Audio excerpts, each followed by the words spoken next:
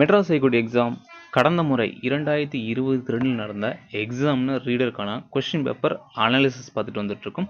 அந்த வகையில் வீடியோ 1ல் தமிழ் பகுதியிலிருந்து கேட்ட 50 வினாக்கள் எந்தெந்த ஸ்டாண்டர்டில் எந்தெந்த பாடத்துலேருந்து கேட்டிருக்காங்க அப்படின்ற பற்றி நம்ம வீடியோ கொடுத்தாச்சு. இந்த வீடியோவில் ஜென்ரல் ஸ்டடீஸ் பொது அறிவு பகுதியில் இருக்கக்கூடிய 100 வினாக்கள் எந்தெந்த பகுதியிலேருந்து கேட்டுக்கிறாங்க, எந்தெந்த ஸ்டாண்டர்ட்லேருந்து அதிகமான கொஸ்டின் வந்திருக்குது, ப்ளஸ் எந்தெந்த சப்ஜெக்ட்லேருந்து வந்திருக்கு அப்படின்னு பார்க்கலாம்.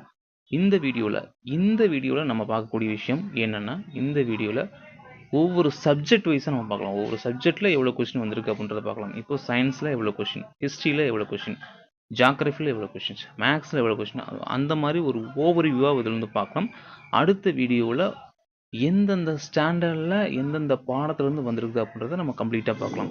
ஏன் அப்படின்னா 100 கொஷினுக்கும் நம்ம வந்து இந்த ஓவர்வியூ ப்ளஸ் உள்ள இது ரெண்டும் சேர்த்து பார்க்குறது ரொம்ப கடினமான விஷயம். சரிங்களா? வீடியோட லென்த்து 1 மணி நேரத்தை தாண்டி போயிடும். அப்லோடு பண்ணுறதுக்கும் ரொம்ப சிரமமாக போயிடும். அதனால் இதை நான் 2ஆக பிரித்து கொடுக்குறேன்.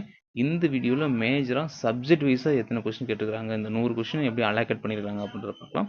சரி, இப்படி தான் வருமா அடுத்த எக்ஸாமுக்கும்? கடந்த முறை எக்ஸாம் கேட்டது மாதிரியே தான் அடுத்த முறையிலும் நம்பர் ஆஃப் கொஸ்டின்ஸ் வந்து ஒவ்வொரு சப்ஜெக்ட்லேருந்து சேமாக வருமா அப்படின்னா கிட்டத்தட்ட அதாவது 90% சேமாக இருக்கும்.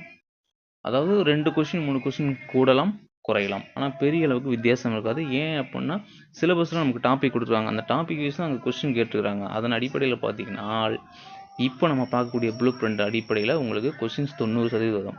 ஒரு 3 கொஸ்டின் குறையலாம் அல்லது 3 கொஸ்டின் கூடலாம், இப்படி தான் இருக்கும். சரிங்களா? அப்போ எந்தெந்த சப்ஜெக்டில் அதிகமாக நம்ம இம்பார்ட்டன்ஸ் கொடுத்து படிக்கணும், எந்தெந்த சப்ஜெக்டில் நம்ம இம்பார்ட்டன்ஸு கொடுக்க வேண்டியதில்லை அப்படின்றதையும் இதை நீங்கள் பார்த்தா தெரிஞ்சு போயிடும். ரைட், பார்க்கலாம் வாங்க. லாஸ்ட் டைம் நடந்த மெட்ராஸ் ஹைகோர்ட் எக்ஸாம் 2022 எக்ஸாம்னு ரீடர் அந்த கொஸ்டின் மட்டும் தான் பார்த்துட்ருக்குறோம். ரைட், மொத்தமாக டோட்டலாக ஜிஎஸ் பொது அறிவு பகுதியில் 100 கொஷின் கேட்டுக்கிறாங்க. இந்த 100 கொஷினை எப்படி சப்ஜெக்ட் வைஸாக பிரித்து கேட்டுக்கிறாங்க அப்படின்றத பார்க்கலாம். First one science. இது நீங்கள் நோட் எடுத்து ப்ராப்பராக எழுதிக்கோங்க. ஃபஸ்ட்டு ஒன் சயின்ஸை பொறுத்தளவு நமக்கு 33 வினாக்கள் கேட்டுக்கிறாங்க. இந்த 33 வினாக்களும் ஃபிசிக்ஸ், கெமிஸ்ட்ரி, பயாலஜி இது 3ஐயும் சேர்த்து 33 கொஷின் கேட்டுக்கிறாங்க. இதில் அதிகமாக கேட்டது பயாலஜிலேருந்து நமக்கு அதிகமான கொஷின் கேட்டிருக்காங்க. ரெண்டாவது ஃபிசிக்ஸ்லேருந்து அதிகமான கொஷின் வந்திருக்கு. கெமிஸ்ட்ரியில் 6 கொஷின் மட்டும் தான் கேட்டுக்கிறாங்க. சரிங்களா? அப்போ நீங்கள் எதுக்கு இம்பார்ட்டன்ஸ் கொடுக்கணும்? ஃபஸ்ட்டு ஒன் பயாலஜி, அப்புறம் ஃபிசிக்ஸ், அப்புறம் கெமிஸ்ட்ரிக்கு அவ்வளோ இம்பார்ட்டன்ஸ் கொடுக்கல, ஒரு 6 கொஷின் தான் கேட்டுக்கிறாங்க.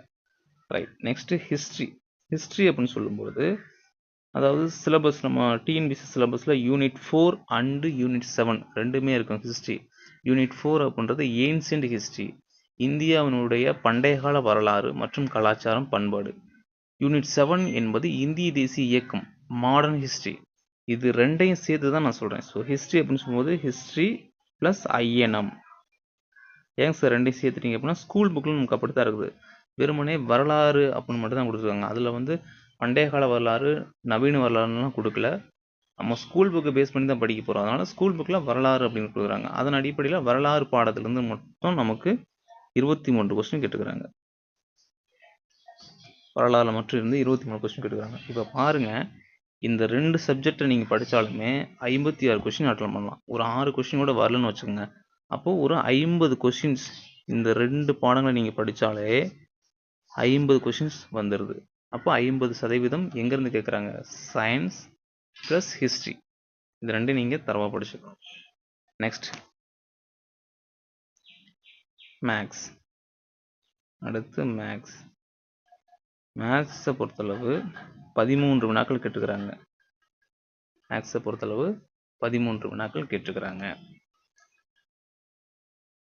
நெக்ஸ்ட் ஜியோகிராஃபியில் 10 கொஸ்டின் கேட்டுக்கிறாங்க. ஜியோகிராஃபியில் 10 கொஸ்டின் கேட்டுக்கிறாங்க.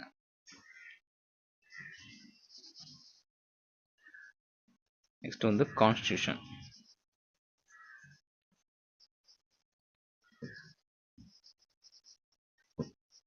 அடுத்தபடியாக கான்ஸ்டியூஷன் வந்து எத்தனை கொஸ்டின் கேட்டுருக்காங்கன்னு பார்க்கலாம். நெக்ஸ்ட்டு இந்த நோட் எடுத்து ப்ராப்பராக எழுதிக்கோங்க. கான்ஸ்டியூஷன் இந்திய அரசியலமைப்பிலிருந்து 8 வினாக்கள் கேட்டுக்கிறாங்க. இந்திய அரசியலமைப்பிலிருந்து 8 வினாக்கள் கேட்டுக்கிறாங்க. ஜிகே ஜென்ரலாக இப்போ உதாரணமாக இப்போ சில ஸ்கீம்ஸ் வருதுன்னு வச்சுக்கோங்களேன். இப்போ குடும்ப கட்டுப்பாட்டு திட்டம், அதுக்கப்புறம் டேட்டு, இம்பார்ட்டன்ட் டேட்ஸ், தேசிய அறிவியல் தினம் அல்லது தேசிய வாக்காளர் தினம், உலக மகளிர் தினம், இந்த மாதிரி கேட்குறாங்க இல்லைங்களா? இது வந்து நம்ம ஜிகேன்னு வச்சுப்போம். ஜென்ரலாக கேட்கக்கூடியது.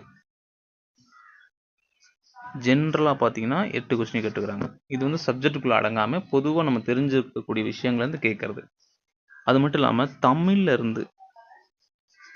தமிழ் பகுதியிலிருந்து ஜிஎஸ்ல 4 கொஸ்டின் கேட்டுக்கிறாங்க. ஜிஎஸ்ல 4 கொஸ்டின் கேட்டுக்கிறாங்க. கரண்ட் அஃபேர்ஸ்லேருந்து ஒரு கொஸ்டின் கேட்டுக்கிறாங்க. அப்போ ஆக மொத்தம் 100 கொஸ்டின் நமக்கு கேட்டுக்கிறாங்க. அப்போ பாருங்கள், மொத்தம் நம்ம படிக்கக்கூடிய சப்ஜெக்ட் பாருங்கள். சயின்ஸ் 1, ஹிஸ்ட்ரி 1, மேக்ஸு, ஜியாகிரஃபி இதில் ஒரு 4ங்களா, இதில் ஒரு 4, மொத்தம் 8 பாடம் படித்தா நமக்கு 100 வருது. அதில் பாருங்கள், 2 பாடம் மட்டும் நீங்கள் படிச்சிங்கன்னா 50 கொஸ்டின்ஸ் நீங்கள் அட்டன் பண்ணலாம்.